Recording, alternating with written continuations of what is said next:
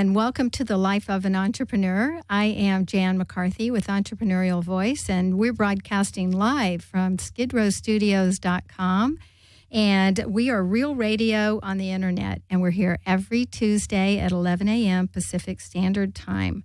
And today we're here to talk about what the life of an entrepreneur is like, and we'll be sharing business tips and resources, and really just how do you get launched? How do you get started? What are some of the things that you might be coming across as an entrepreneur? And if you have questions, you can call us and you can speak to myself or my guest, who I'll introduce in just a moment. But the number is 1-800-893-9562. And today I am interviewing Angela Price of Eden Condensed. Welcome, Angela. Thank you. It's great to be here. It's great to have you. So Eden Condensed is the name of your company. And why don't you tell us a little bit about what your company does? Well, I am a garden designer, and my company specializes in small space urban gardens, primarily organic vegetable gardens and gardens for smaller spaces like patios, balconies, small yards. And I love creating gardens anywhere. And you also have a line of really fantastic, adorable, because I have a couple, terrariums too that are available, right? Right. I also I call myself a terrarium artist. And I create hand-blown glass miniature terrariums. They range in size between 2 and 5 inches, and they usually have little scenes inside of them, or charms or special crystals and things like that to make people happy. And they do. They're really, really cute. So go to her website, Eden Condensed, and you can see.com, and you can see what they look like. I have a couple. One had some scenes of the holiday, and another one has my favorite, an elephant in it, and they're just so cute and really, really great. So how did you get started? I mean, let's take us back to like when you were a little girl and you said, I'm going to grow up and be an entrepreneur and do gardening. Maybe not. So what was your journey? Well, my father was an architect, and he was very influential in my love of gardening. He loved to garden, and we had a large vegetable garden in the house that I grew up in, and that was incredibly influential for me to be able to go out and see things grow. And I've always just been fascinated by plants and flowers and how the seasons changed. Even growing up in Los Angeles, seeing the subtleties of the seasons. That actually wasn't my original career goal. Originally, I wanted to go into the theater and be an actor and a director, and I went to college for that and did some of that after college. And then I realized that I really didn't want to be a starving artist. So I had been doing Renaissance fairs for several months, and I came home, and my mother told me to go get a real job. And I'd also had some retail experience and ended up working a holiday season in retail, which turned into a career actually in human resources.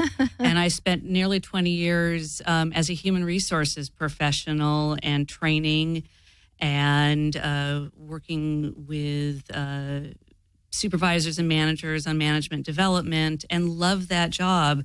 Unfortunately, near the end of that, I was laid off 3 times in a 6-year period due to the economy.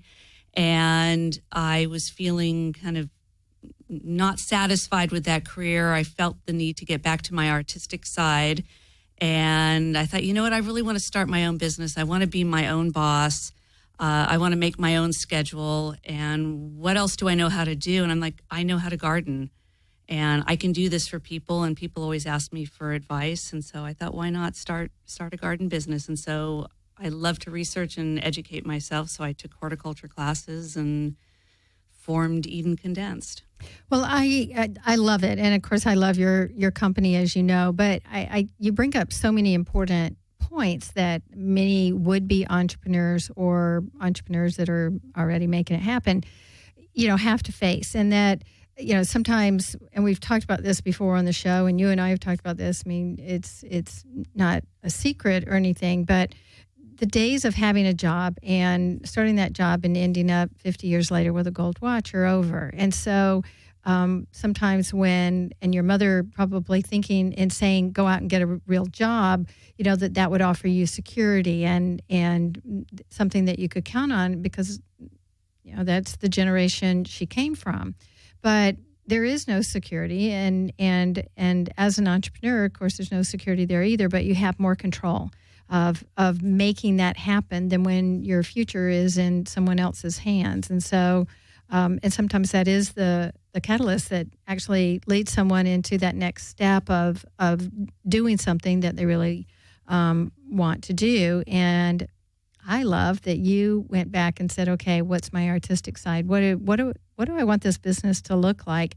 And what can I do? And it wasn't just doing something that you love. It's also really solving a problem and filling a need for the urban lifestyle.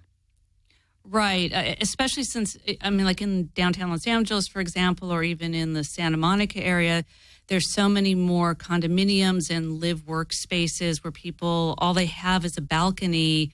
And to be able to create a small garden there extends the living space, and it allows you to kind of go out and commune with nature, even if it's in a really small environment. And even inside your house, being able to have houseplants or an herb garden, those are things that people can do, and that I do as my company to help people create inside their homes as well as outside.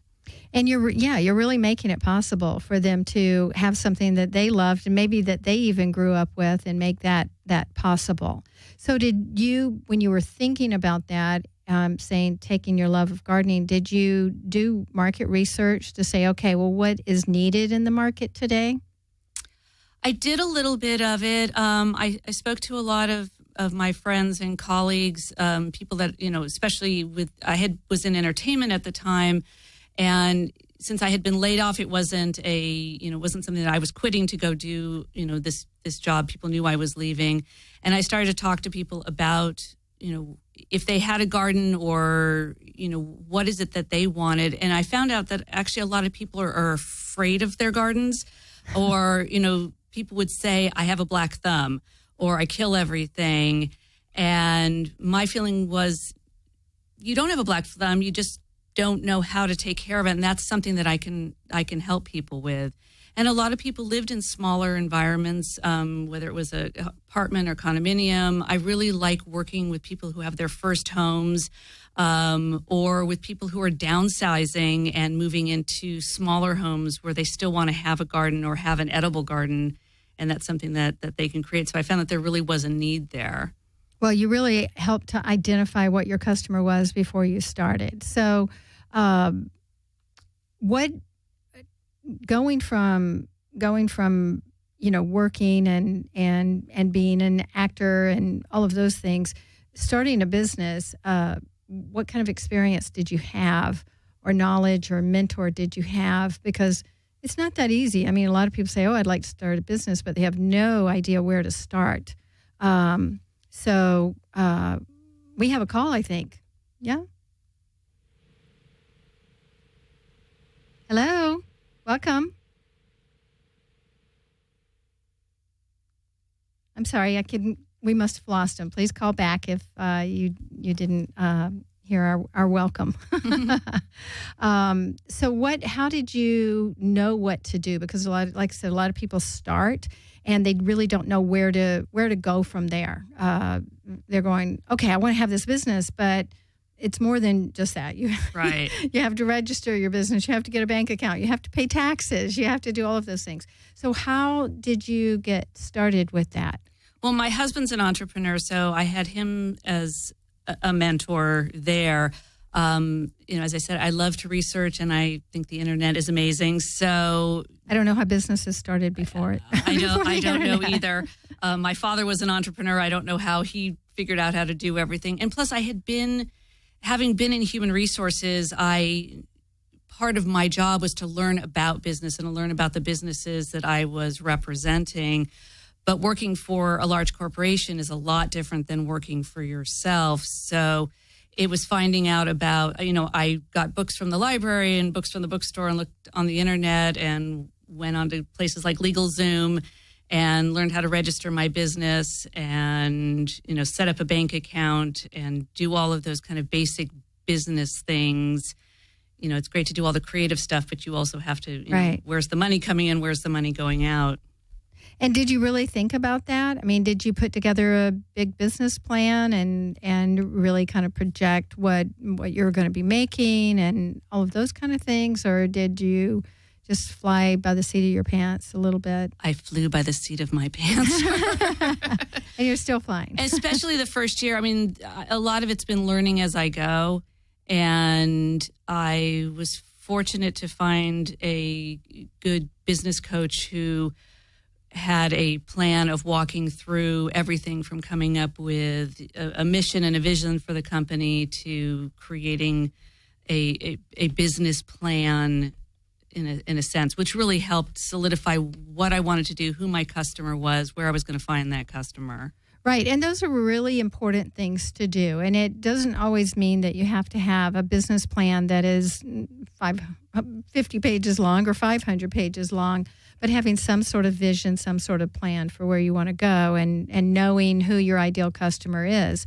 And it sounds like you really targeted that by saying, okay, I'm going to, I mean, there's gardens and there's gardens and there's gardens, but I'm going to really focus on that first time person who has always, has a house, first time buyer of a house and now has space to have a garden, or someone who's in an apartment would really like to be able to have that, and I can help them to create that. So those are real important factors that you did that is good information for every entrepreneur to know.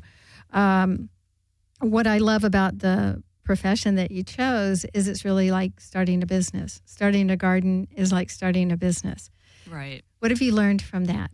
Like what are the steps that you've learned from growing a garden and nurturing it and all of that?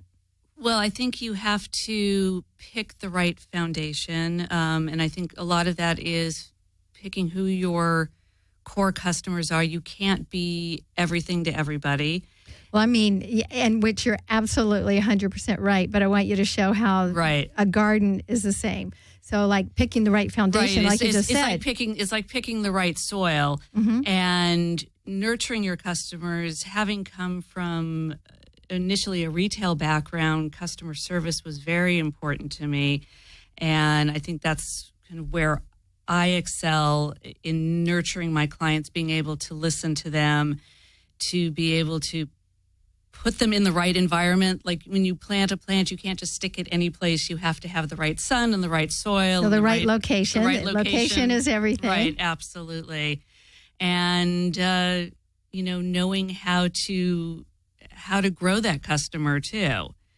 That you don't necessarily, make your money in that first customer, but it's in when they call you back to redo something and they need a little bit of pruning or, they want to add on to their garden, and also in the referrals to other people too. Well, like planting the seeds. Right. So you have to know what seeds kind of go together. You have to have that right location. You have to recognize that the seeds you plant today will be what helps to grow that business or grow that garden in the future.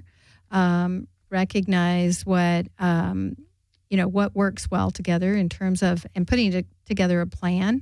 Do these plants work well together? Right. Is this one going to make that one wilt and die? And then when something's not working in your garden, same as in your business. Sometimes you have to pull it out. Exactly. And then you're going to have other things come in and start to encroach, like weeds and bugs.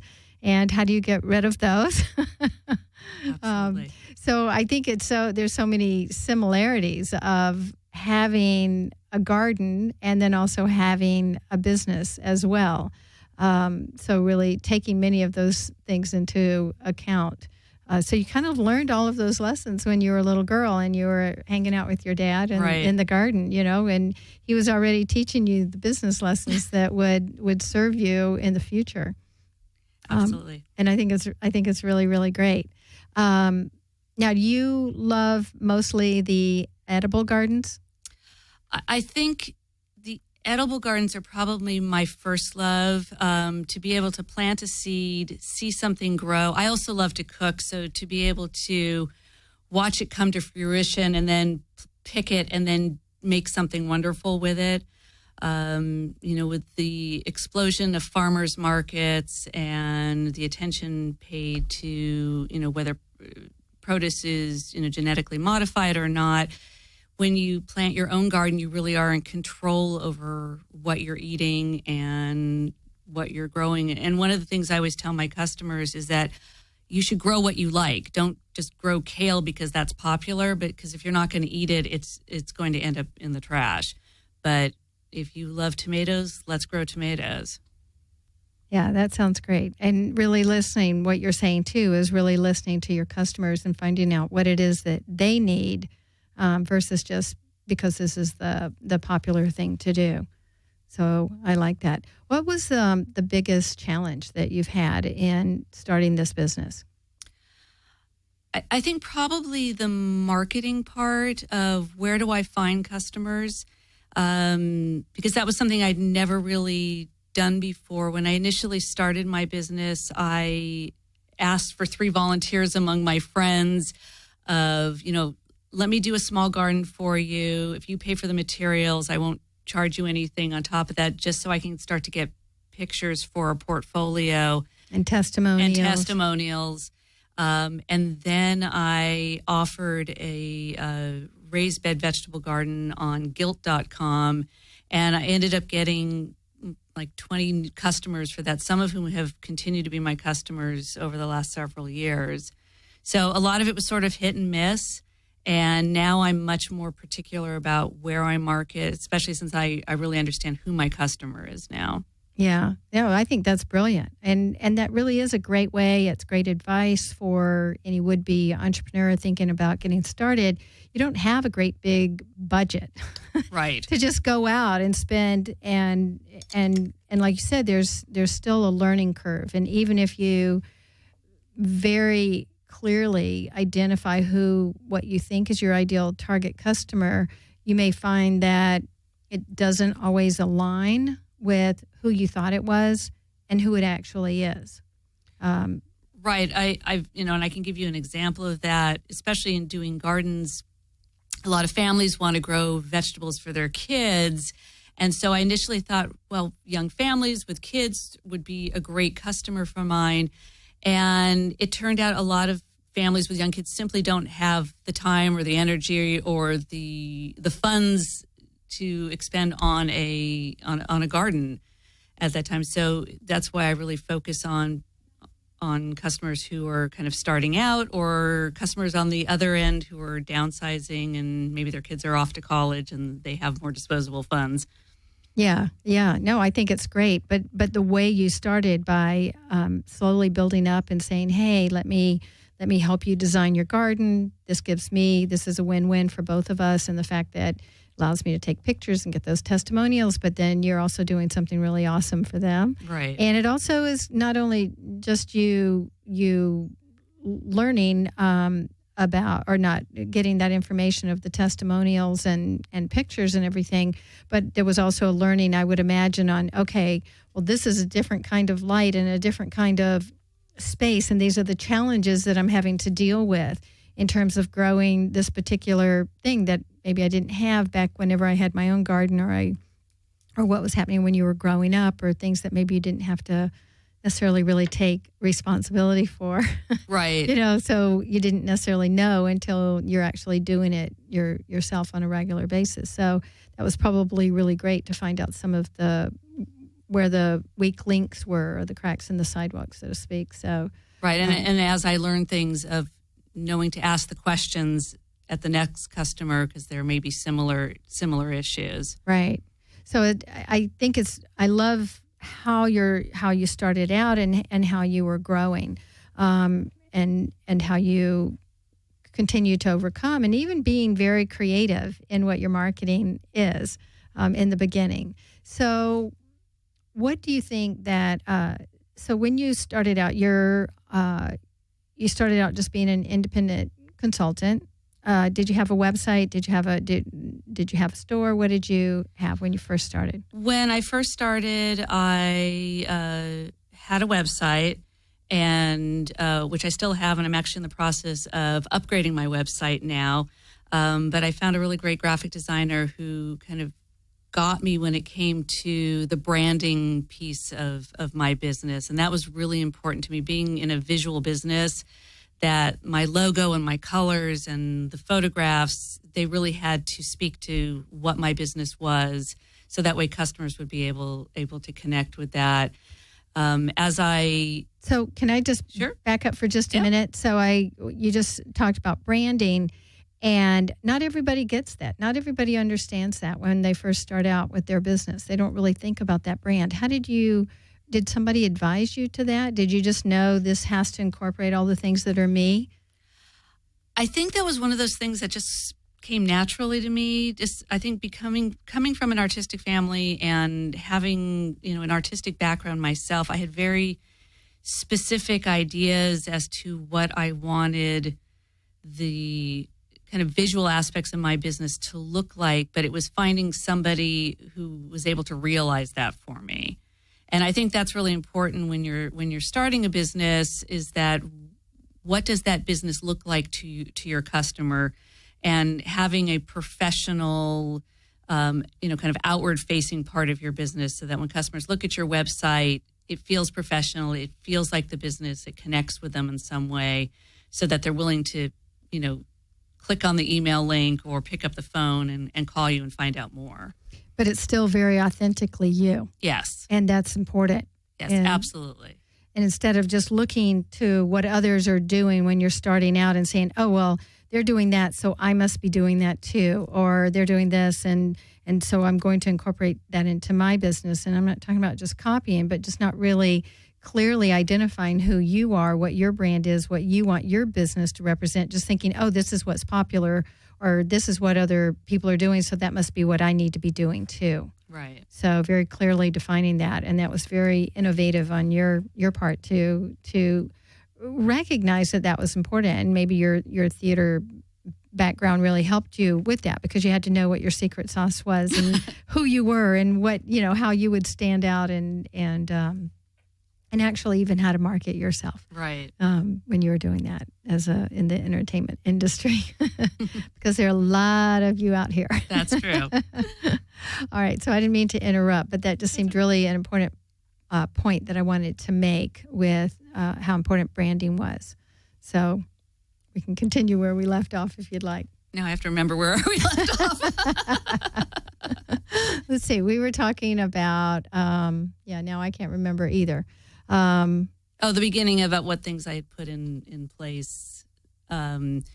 So having the website, and then kind of determining what my services were, and also determining, because I'm a solopreneur, I didn't have a whole staff of gardening assistants behind me, and that's one of the reasons that I have stuck with doing small spaces. First, I really like doing small spaces, but plus it allows me to really become one with the garden space. I'm not just designing the space and turning it over to other people to install, because when I go out and plant, a lot of the planting and the organizing where the plants are going to be, that's part of my art. And, I always say that, gardening is sort of like my art in the dirt. Yeah, your canvas. Right. How long have you had? When did you start Eden Condensed? It's been almost 3 years. It'll be 3 years in June. So social media wasn't quite where it is today, because it changes every single day. We didn't have Instagram then, I don't think, and maybe Twitter was getting up and going, but hadn't reached the masses that it's doing now. So you had your website. Were you doing social media? Did you know how to do social media? Did you have a Facebook? Did you page for your company? How did you get started with all of that? What did you choose and why? My sister-in-law showed me how to do Facebook, and I'd had a personal page that I almost never used. And I thought I should probably, because Facebook is more visual, I set up a business page there.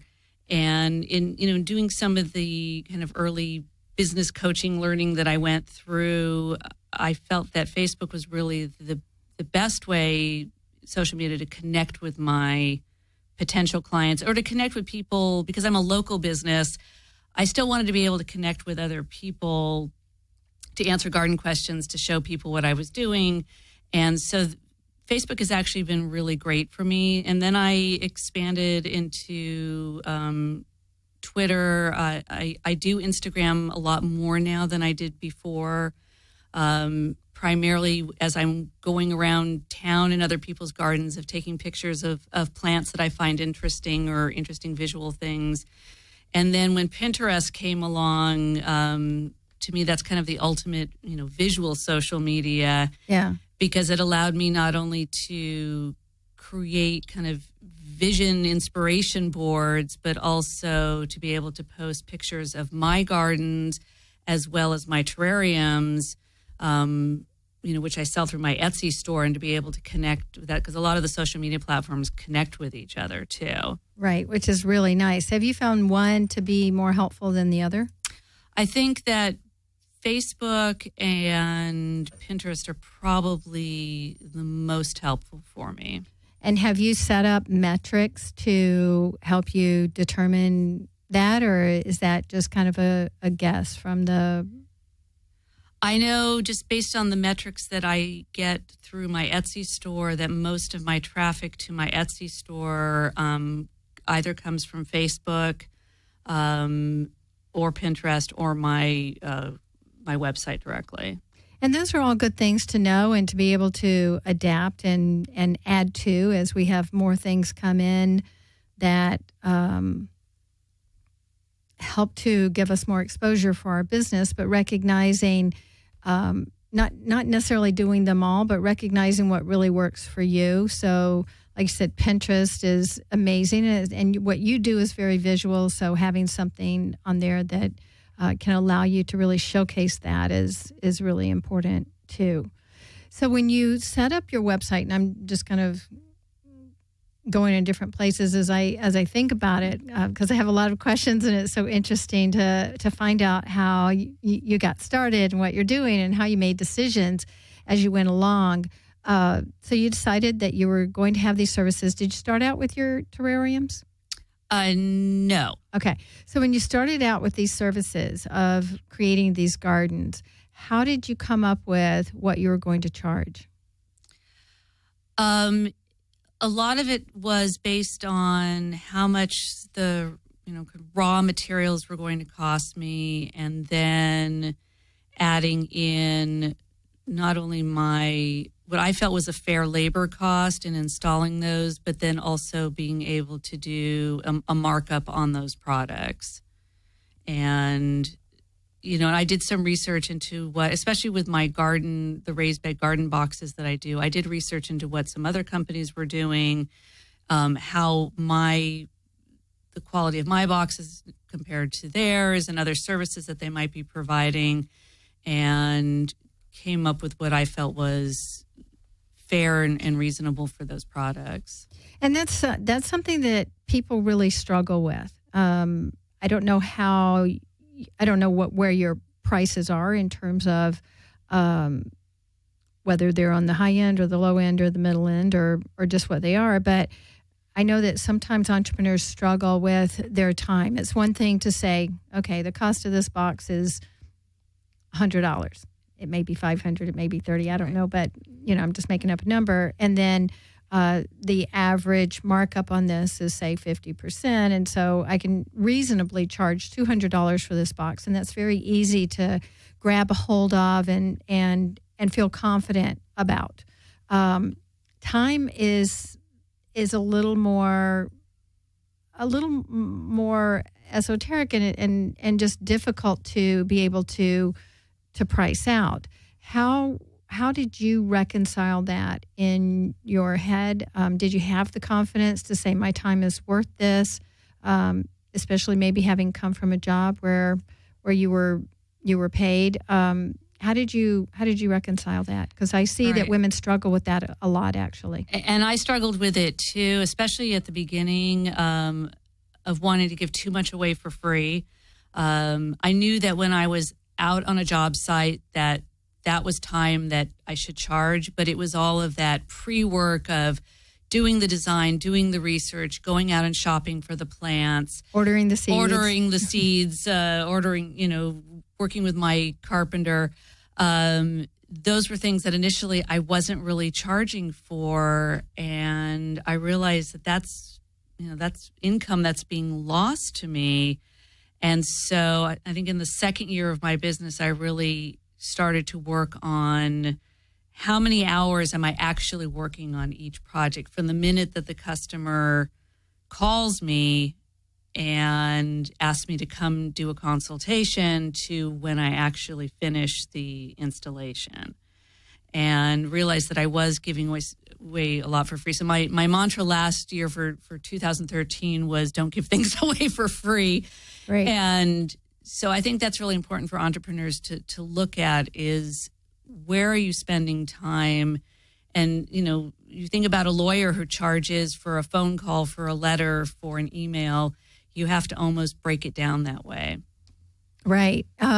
No, it's super important. And you have to, there's certain things where you have to recognize that maybe there are some things that you give away for free in order to get something else, like maybe give away a consultation.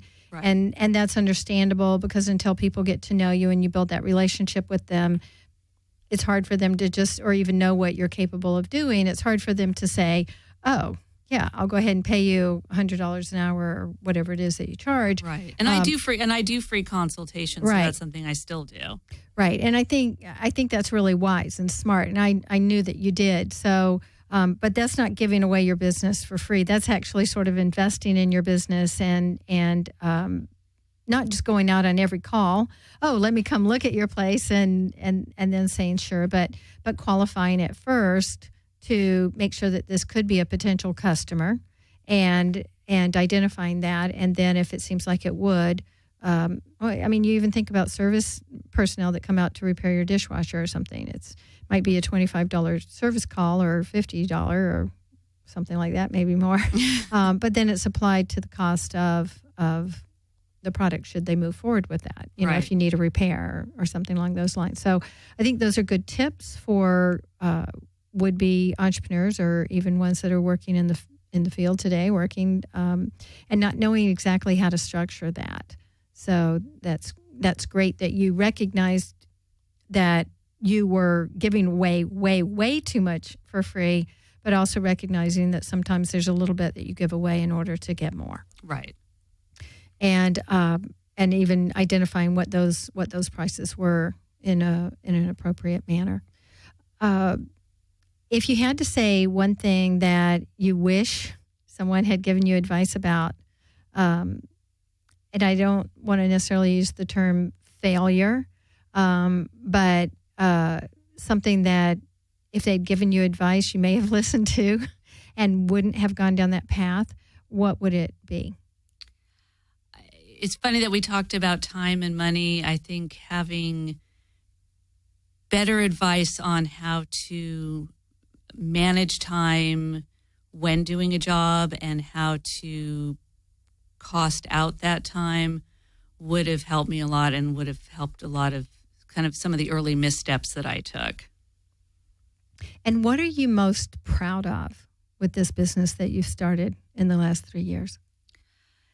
To see how it's grown and to see that I'm actually able to work for myself and to be able to come up with new product ideas and new service ideas for my customers. I really love my customers, and it's been amazing the people that I've met, and I think the learning part of it has been one of my favorite things.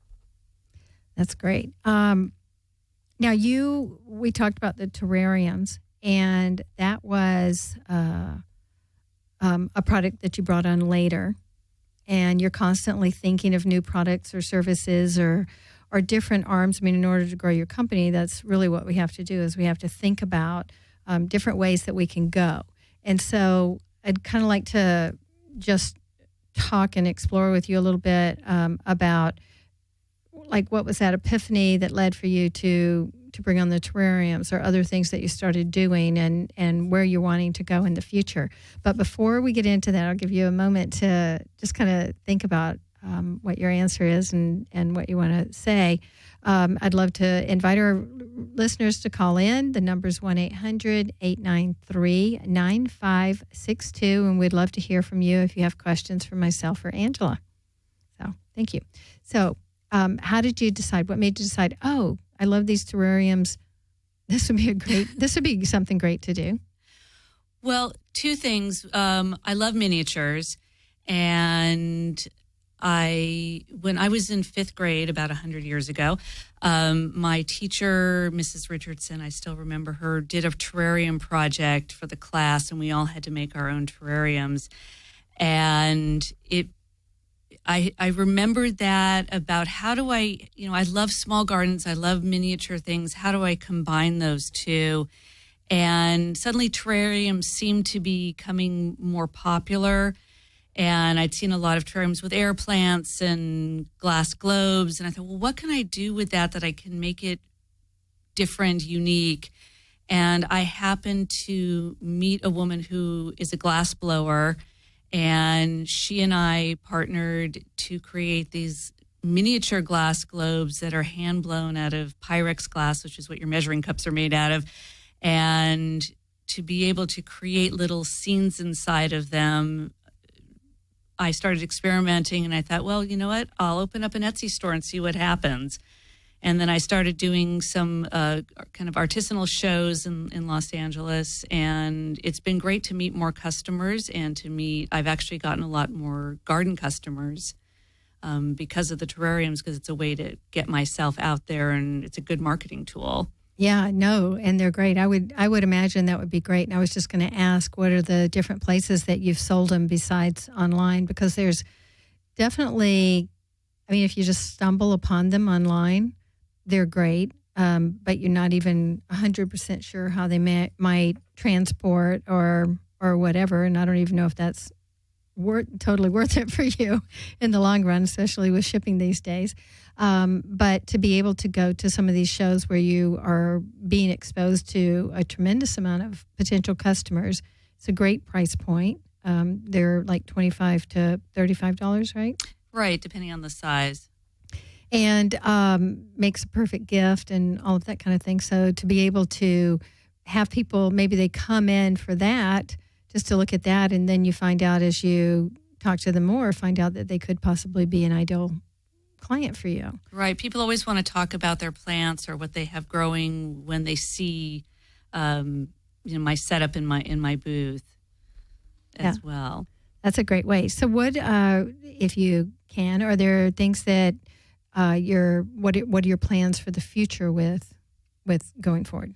One of the things that I've always been really fascinated with is in the kind of edible garden space is growing herbs.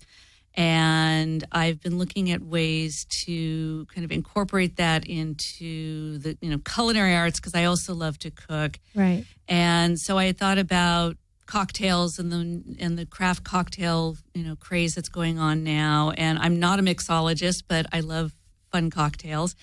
And so I thought, how can I mix growing your own herbs and making your own cocktails and having something fun with that? So I'm actually working on an herbal cocktail cookbook and herbal cocktail kit, which will hopefully be out in early fall. That sounds great. Well, it sounds like it would be a very natural to be able to evolve into that and capitalizing on a little bit of what's popular, but giving your own spin to it. And also talking about that you continue to bring in these things that you love. So again, that's part of your branding, and it's also what is your secret sauce too. So the fact that you bring in the terrariums, we don't realize how often we pull from all aspects of our life to bring that into our business. So pulling from the teacher who first shared with you how to do a terrarium, and you taking that love of that and then manifesting it into what you're doing now with the terrariums. And then thinking about, you've mentioned a couple of times how much you love to cook and create, and being able to take your love of gardening and love of having really nice, different kind of cocktails and combining that. I've had the pleasure of drinking one of those, and they're divine. So our listeners need to definitely stay tuned to what comes up is coming up in the future with your craft cocktails. Right. So that'll be really fun to watch that portion of it grow too. Now, would these be and having the cookbook, I think, is just really incredible and awesome. Now, you've been online, you've participated in artisanal shows, worked as a consultant. What made you decide to go that route rather than just go opening up a whole garden center, which a lot of people do whenever they think gardening, Well, I actually did open up a shop in the Silver Lake area last year, or in 2013, because I'd had a retail background. I thought, it would be so cool to be able to have a store and be able to sell my terrariums and offer my garden services. And so I did it as a pop-up kind of temporary shop for 6 months and realized ultimately that I did not want to be in retail. It was a very different thing. Right. I mean, it was fun. I met some interesting people, but I don't think I did the research into the clientele that was there and whether they would want to buy or could afford my products. And so it was one of those experiences that it was a great experience, a great learning experience. But I think I like doing the sales online and having other people sell my things. So, I then focused on getting my terrariums into a couple of stores. And having that flexibility too. Right. Well, I love that you were able to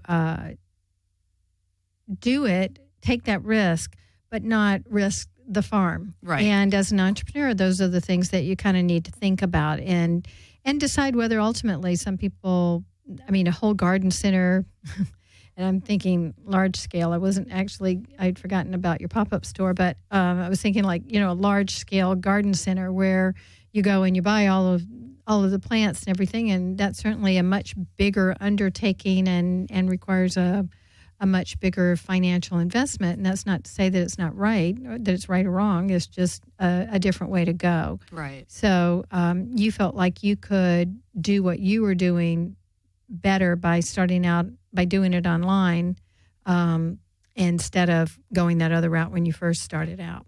Right. And I just feel like I could reach more people in a more concentrated way, that I didn't want to necessarily be out there selling plants, but it was more of selling, because I consider myself more of an artist than a landscape designer. Right. Okay. Yeah. That sounds great. I love the thinking that took you there. When you were first starting, were there naysayers? A lot of people were really positive. I think there were some people who were afraid for me kind of financially. Are you going to be able to keep up? I had been in an executive position in HR, and to be able to kind of throw away that regular salary for the risk of not having a regular salary made some of my relatives a little bit nervous. I still get occasionally, are you going to have a real job? But I would say for the most part, I have met more people who are supportive and encouraging, and especially a lot of the women entrepreneurs that I've met because of focusing on being an entrepreneur. And how is that how you've dealt with the naysayers, is to just really align yourself with other people who are in business for themselves and really focusing on that? Or how do you deal with it? I think that's a lot of it. I think you've hit it there. But I also listen to the naysayers too, because there may be a grain of truth. I think that feedback on your business is incredibly important, and you can't always get feedback from those people who are always saying, yeah, that's fabulous, go do it. There's sometimes you need to get feedback from those people who can be a naysayer because there may be a grain of truth, or there may be a grain of truth in the worry that they're having that you need to think about. So really think about where it's coming from. Right. Whether it's coming from a place of just being fearful and incorporating their own fears into it, or whether there's something important that you kind of need to listen to. I think that's really great advice. Right. To do that. Because a lot of times we do just kind of turn the cheek like, oh, they just don't know what I'm going through. And it's hard to hear feedback, too, especially when it's constructive criticism. That's been a big thing for me, of being able to, when things aren't working, of getting people involved to find out why something doesn't work, or getting advice on how to make something work better. Well, it doesn't always make them right necessarily. It just means that sometimes maybe they're seeing something that you aren't. Right. And if it helps you to do that, then it can be really, really great. I also think it's I also think it's really important to have a group of people that you trust, as almost like an advisory board of that when you have serious questions. Like when I was going to open this pop-up shop, I really spent time talking to those people that I trust, that whether this would be a good idea or not. Well, like we just said too, though, it was a risk, and you never know, especially with pop-up shops. And so many very, very successful companies have started as a pop-up shop. So it is a really great way to kind of test the waters without getting in way too deep. Right. So maybe it didn't work out, but that doesn't mean that there wasn't a lot learned from it, and that there wasn't some real positives that came out of it. Absolutely. So I think I love that's so available today. So it's great. Now, who inspires you? My husband, because he's always had his own business, and it always amazes me to be able to see how he interacts with his clients and how he deals with cranky clients and adversity sometimes. So that I find really inspiring, and the fact that he really supports me. That's really important to have, and I'm so glad that you've been able to find that, and being able to recognize him being able to respect what you're doing just as you respect what he's doing is really important. And how do you motivate yourself every day? Because when you had the retail store, there were certain hours that you had to be there, right?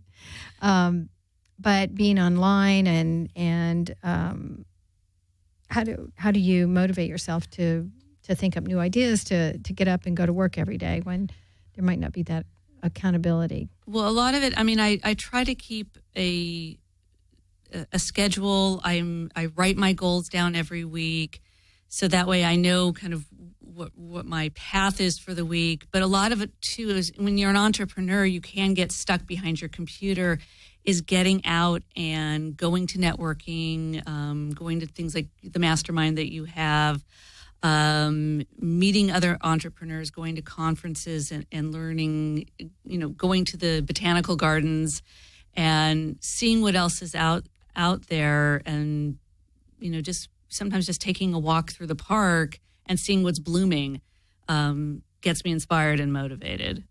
Now, do you de-stress by, or what's the word, wind down, take time out? Do you garden yourself as a way to just enjoy and kind of step back, or do you find that that's a little too close to your business? No, I love to garden, and my garden is sort of where I experiment a little bit. Especially in my vegetable garden, because sometimes things grow, sometimes they don't grow, and that actually helps me with my customers too. So that's your R&D. Right. Right. I was fortunate to be hired by Demand Media last year to do a whole bunch of gardening how-to videos, which I set up in my front yard. So I ended up doing a lot of experimenting and a lot of planting because of that.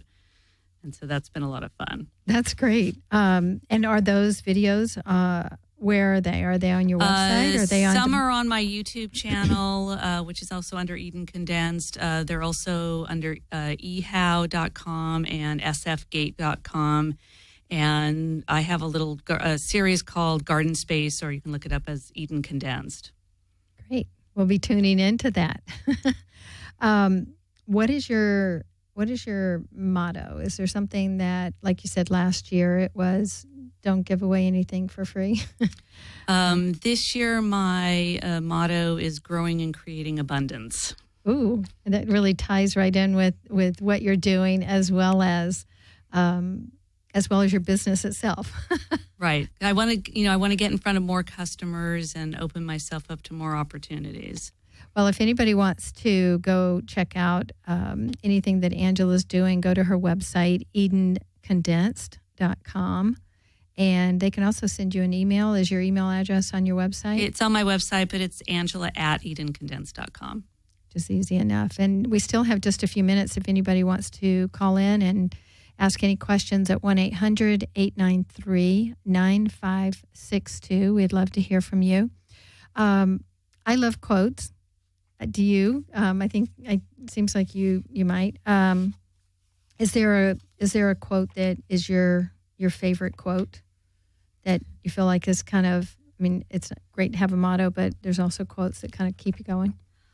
Well, now you've put me on the spot, so I can't think of anything. But actually, on my website, I have several garden quotes that I really like. Oh, okay. So if we want to know what those are, we can just go to the garden site. Well, yeah, I'd probably have a hard time. There are a few, like the Winston Churchill, I think it is, never, never, never give up. Right. But I can't always remember the full quotes that I like. Before we go, I've got a few more minutes, but how do you handle, you're wearing all the hats, and how do you balance your time doing that? I know it's hard because when you're, a solopreneur, you've got the finance hat and the business hat and the shipping hat sometimes. I'm pretty good at balancing my time, but I've also learned that if there are things that I really don't like to do or that I'm not good at, that it's important to outsource those things, like doing updates on my website. By the time I get in and figure it out and make the mistake and have to redo it 3 times, it's much easier for me to have my web person just do it, especially the cost of that. Finance things, bookkeeping, things like that, I try to outsource if I can. I sometimes get my teenage kids and their friends involved with shipping too, or helping me out on great. Some of those things. Child laborers.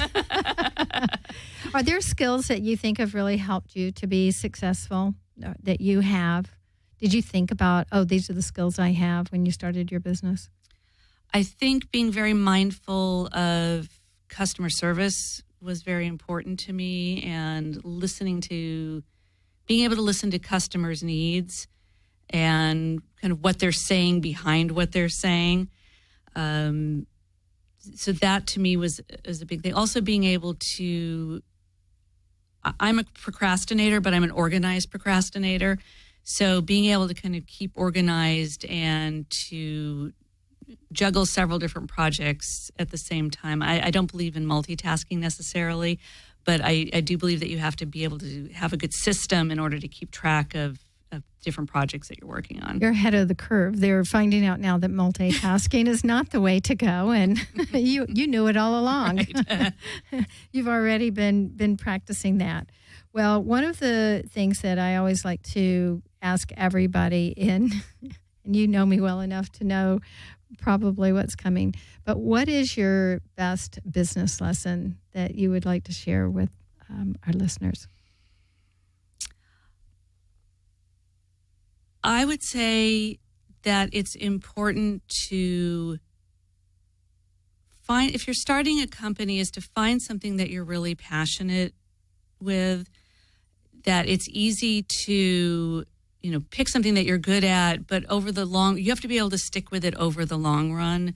And there's a lot of studies now that, you get going and you're really excited and then you hit a plateau, and how do you get beyond that?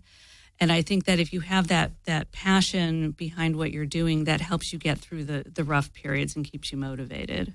I love it. Sounds great. Go forward with your passion. Well, thank you so much, Angela, for being on the show today. And we're going to have to close now. But thanks. It's been a pleasure. Thank you.